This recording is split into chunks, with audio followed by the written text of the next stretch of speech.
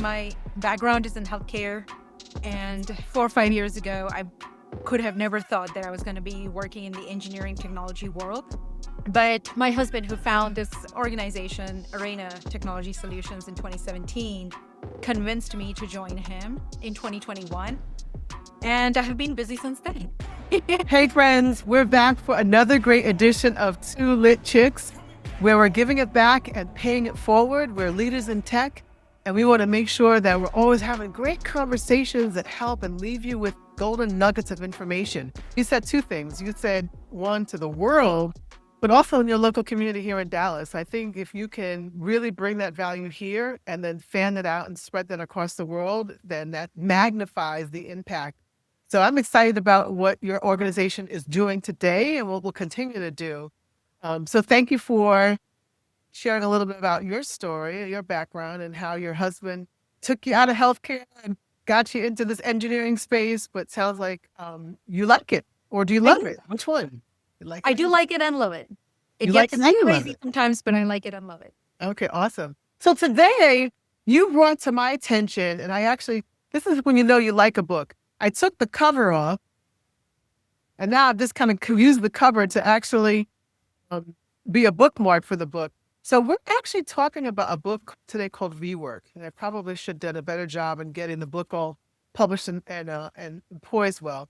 But Kiran introduced me to this book called Rework. It's by Jason Fried and David Heinemeier Hansson, which that's a mouthful of a name to repeat. But it's about working different. So we're going to dedicate this podcast to challenge everything you know about business and productivity and success, and really dive into different ways of thinking and doing less talking about it and actually doing the work. How do you work smarter, not harder? How do you drive more productivity, more innovation, more creativity? So this is a good one because we're basing today's conversation off of a book you recommended.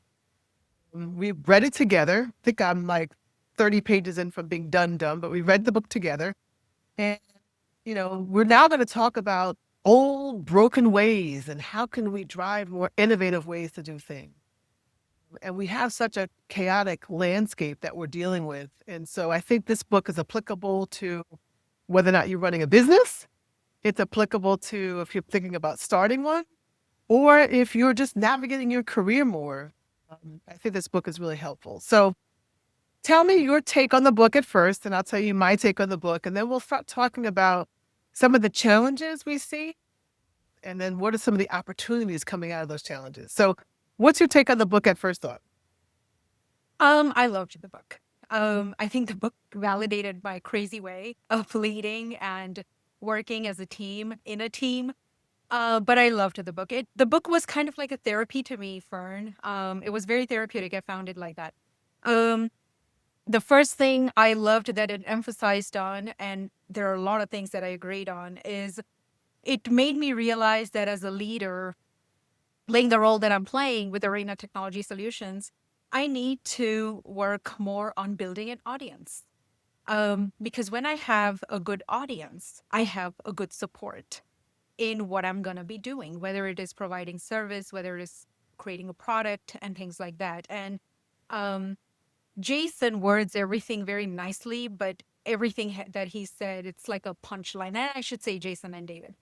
But that's the first thing that struck out to me is, Kiran, wake up. You need to build an audience. And you need to be a little less involved in projects, and you need to be a little more involved with people out there and stuff like that. That's the first thing. So what I loved about it is, what's really great about this book is you're not going to read too far along without getting a great picture to capture what they're talking about. So, how do you not only talk about building a mission statement, but then there's like a really kind of funny diagram to solidify what the message they're trying to bring forward. So I like that. I like the fact that over the course of a week, I could quickly pick it up, go to the restroom, read a couple of pages, go to a doctor's appointment, read a couple of pages. And I got the message really clear and crisp. And then there was an image that helped solidify it for me. It kind of reminded me in church. I go to one community church here in Plano, Texas, and our minister. And this is not about religion; it's just around how do you maximize the message. He is propped out. So whenever he's conveying his sermon for the Sunday or Saturday Sunday, he has a ton of props behind him, and everyone laughs. But you really memorize, you really it embeds in you the message he's trying to bring to life. And what I really like about what Jason and David did in this book, and I'm going to go by first names because I'm not going to remember their complicated last names, is it was really clear what their message was, and then how do you then put an image to it. And I think that I don't know if they copyright these images, but I could definitely lift and shift and use them along the way. So yeah, love the book. So one of the things that I think that we have and challenges that we have is, and we kind of talked about this in our prep for the session, was we're constantly working longer. In fact, we just talked about it. We both do a lot of nonprofit work. We've got full-time jobs. You're running a company with your husband, right? And then you want to still give back to the community. And, when's enough enough? And so there's this kind of workaholic culture that we get wrapped into. But you have a family. And so, what do you think are some of the things that are the challenges with this kind of hustle bustle culture that we have? Is it more effective, less effective? We know that the book says a few things about it, but what's your take around the workaholic culture and how we can bust out of that in 2025? I think I will go with what Jason said. He has very creative way and clear way of wording things. And one of the things that I agreed with that he pointed out in the book is stop investing so much time in just planning, and start doing. Doing. I have that kind of attitude, and he kind of validated that. That is also something that I sometimes get criticized for, that I'm a lot about action. And yes, I am biased for action, but that doesn't mean I'm not thinking.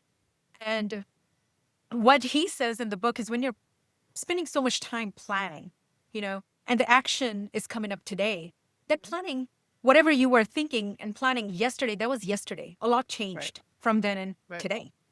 So just focus and kind of follow your heart a little bit, and roll with what needs to be done today.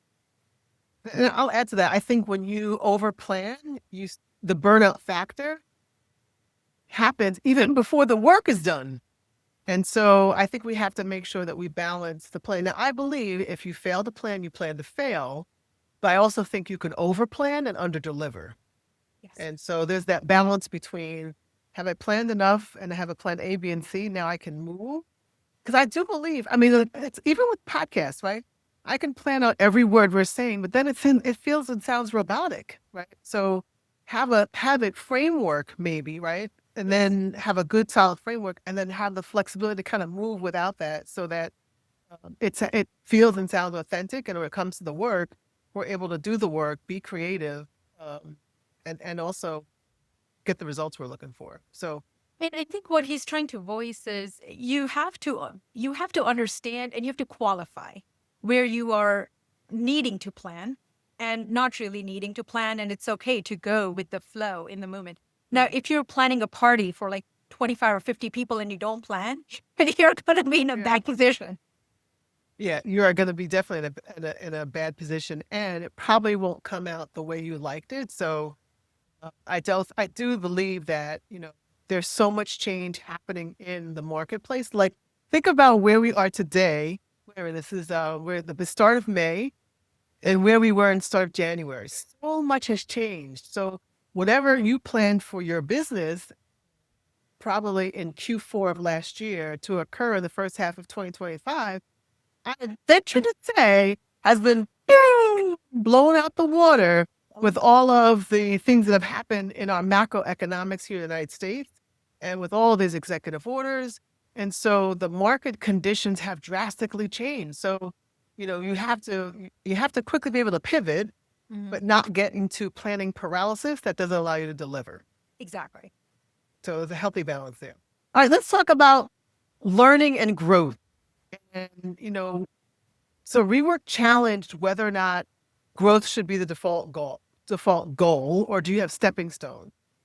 And I think that's a good challenge, because I think that as long as you are moving forward from where you were, that you're growing, that's a positive. Let me talk a little bit about what I kind of went through, 30 years at PepsiCo. And people ask me, how are you managing your success? And I'm like, well, as a leader of leaders, I want to see people grow and move. And early mid-career, I really believe that if you weren't moving and jumping leaps and bounds, you weren't making progress. But the end of it, reality of it is, as long as you're making forward progress and taking steps, and those could be stepping stones, not hurdle bounds, but stepping stones, to change, that was positive. And let's celebrate those small steps and those stepping stones, even if you're looking for someone to jump hurdles. But the fact that they are making forward progress is something that you should celebrate.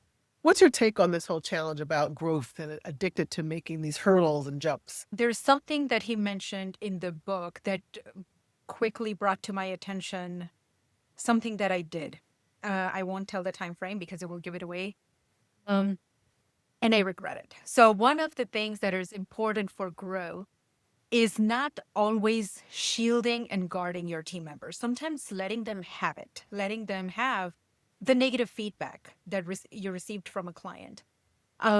This was like a reality check and a wake up call I got from the book because of how Jason and David worded and explained it. One thing that I did when we got a negative feedback about somebody, our team member, I didn't confront the team member and I didn't tell the team member. Instead, I guarded the team member.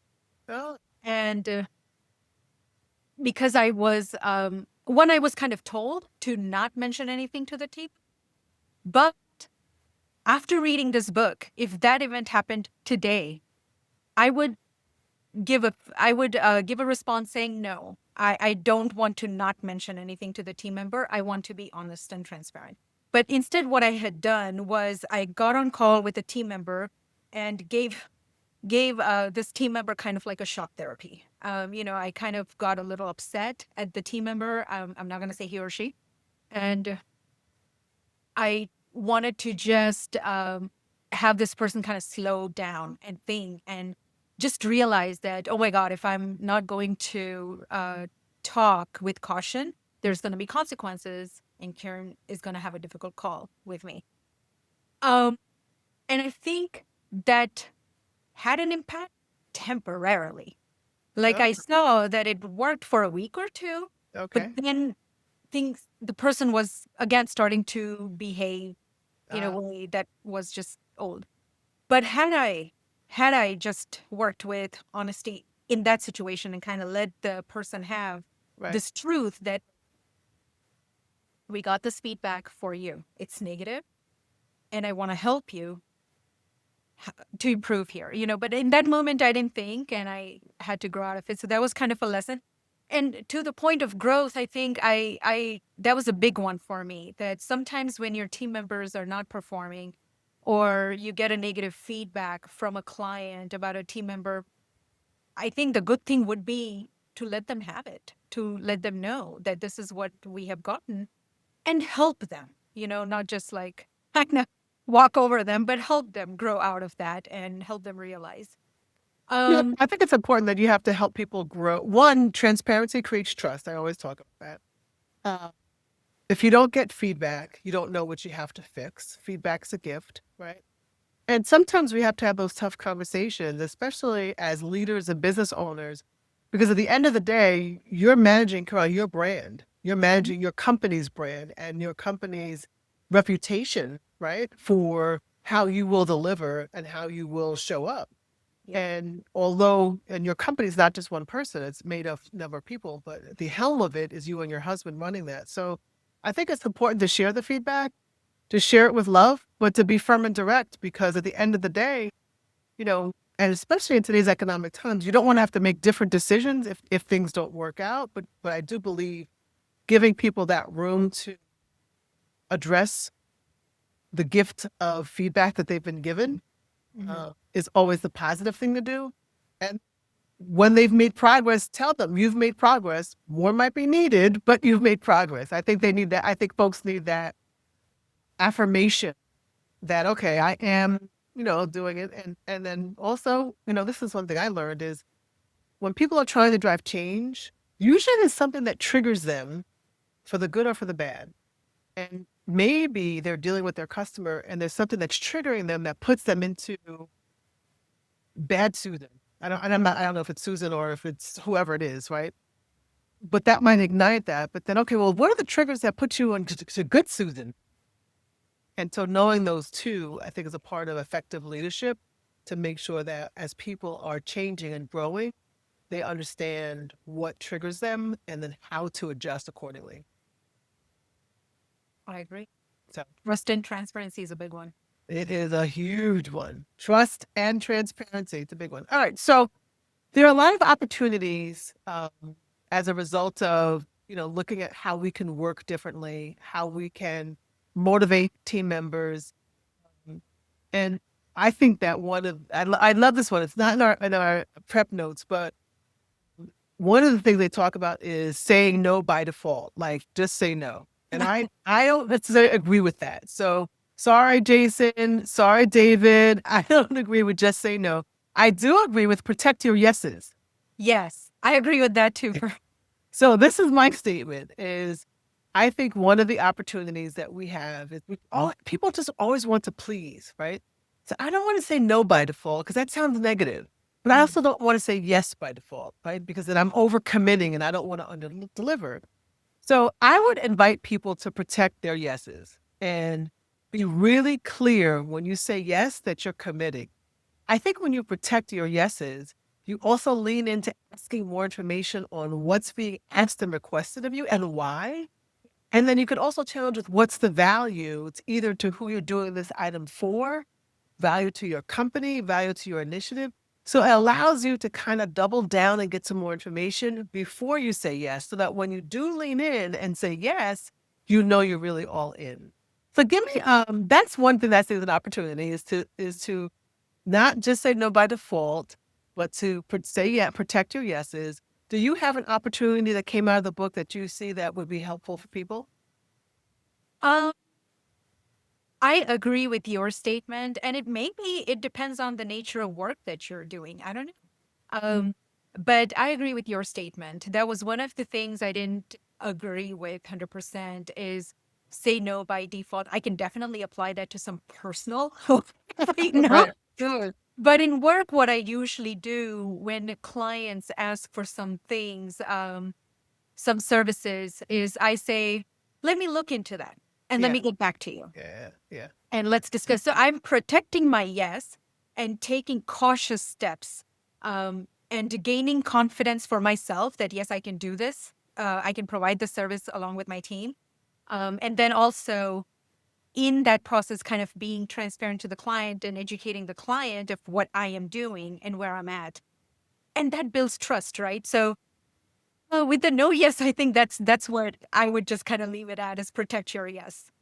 I love protect your yeses. So another opportunity I think that came out of the book is how do you drive radical simplicity, make things easy, solving simple problems than these complex problems partially. And I think that's great because I think it's easier to absorb when you actually solve the simplicity and make it as simple as possible for everyone. I hate to I don't want to call it dumb it down to the lowest common denominator, but when you keep it, there's I think that came out of the army. It was called the KISS methodology. Keep it simple, stupid. Have you ever heard of that? My I dad have not. always used to talk about the KISS model, keep it simple, stupid. But then people got it and people could act on change that way. So one of the things I would offer as an opportunity is drive radical simplicity and use the KISS methodology. Wasn't what Jason and David said, but I think keeping things as simple as possible so that everyone can understand allows for the masses to embrace it. And then as you need to get more technical or more strategic, you can then drill down for those right audiences.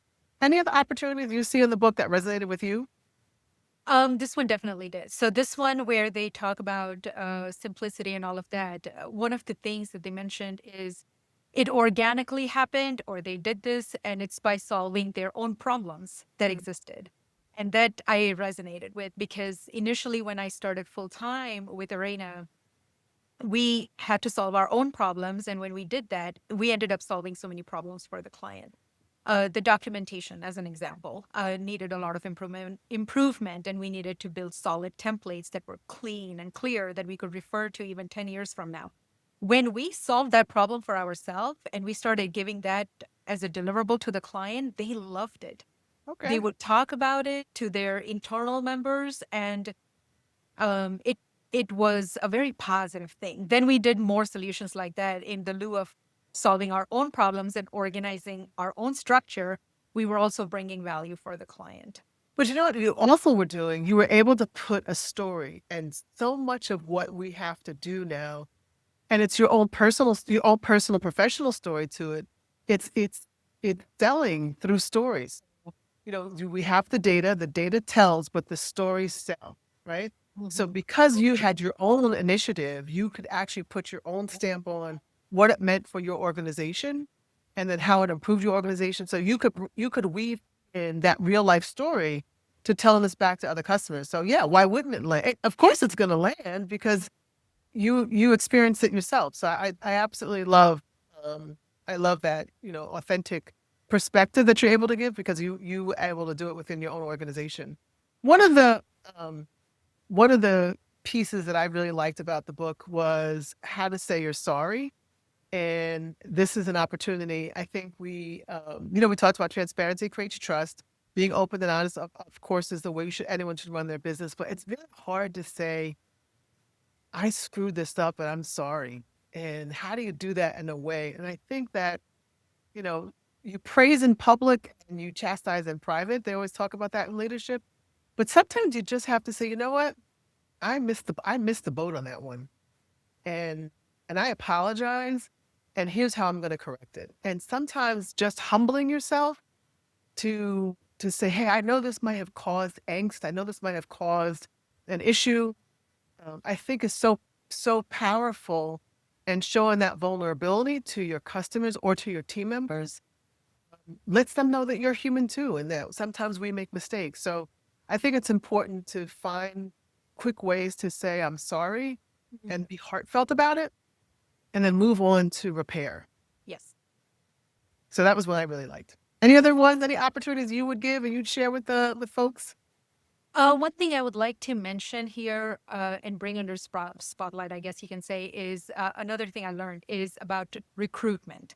Oh, Um, I loved the idea he shared, and I'm in the process of implementing it internally. We don't do it like that, and I want to do it like that. What he said is the way they hire people, the way they recruit and hire people is they give them an assignment. The candidates that they like, they give an assignment, okay, and I believe, if I recall it right now, the candidate has like some days or a week to get back to the team with their response. okay, I loved that idea because you are trying to get a good, strong pulse of their skills. You can't get that just in an interview. I mean, it is so easy to have a very impressive resume, especially with AI tools these days, you know? Um, but to really understand, especially if you're interviewing people for a skills-based role, to understand if they're going to be able to do the job or not. And um, I want to implement that internally. Is like give some kind of an assignment, something to do, and to give like a time frame. Like, hey, get back to us in 2 days, 3 days, a week. I think that was very important. I've heard that done before. I know my sister went on an interview, and it was like a 5-part series interview, and she had to present a strategy. And so it's interesting because it's a little bit of, hey, I want to see how you think, how you're able to articulate the message, right? And then, but it's your IP. So it's interesting. My sister said, hey, I'm really willing to share this with you, but I'm not giving you the document. So I'll present it in a Zoom or a Teams meeting. They presented it and had the interview that way. She actually landed the role, but she was clear, hey, this is my IP, and I think we have to protect that as well. But I do like that showing me what you can deliver. Yeah, It's I think it's like the try and buy. That's like the fast version of the try and buy. yeah, I do think so. Man, it would save so much time. to Yeah, avoid it gives you onboarding an somebody insight that into how may not people are be a good fit. thinking and then how they're able to articulate that either in paper form, in a presentation form, or in a discussion. So cool. I really enjoyed the book. It was easy to read. I think it was a great recommendation. Maybe they were ahead of their time because when I think about all of the things that we talked about are relevant to what we can actually put into practice right now. Whether you're a leader in tech, a leader in marketing, a leader in sales, it's how do you stop talking about it and be about it? You need to let this, you have everything you have in you to start what you want to get started right now.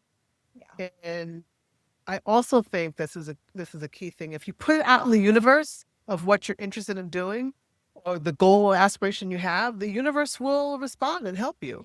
So I think that, let's not strive for perfection, but let's get something done was a key message. And I like that too. So any other parting words you want to leave the audience today with Rework and what it meant for you, Kiran?